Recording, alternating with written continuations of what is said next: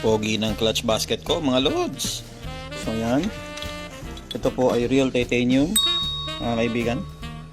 Sobrang gaan. Real titanium. Okay, ito po yung lagayan ng bearing.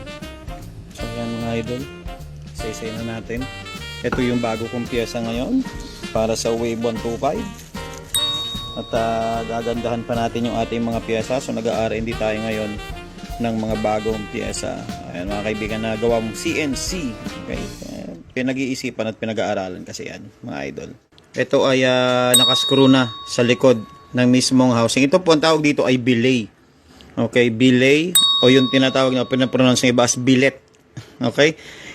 So ayan mga kaibigan, napakaganda ng ating bagong piyesa ngayon. I hope natuwa kayo dahil unti-unti na natin itong pinag-aaralan at mas lalo pa natin na pinapaganda yung mga piyesa na mas abot kaya nyo yung mga presyo.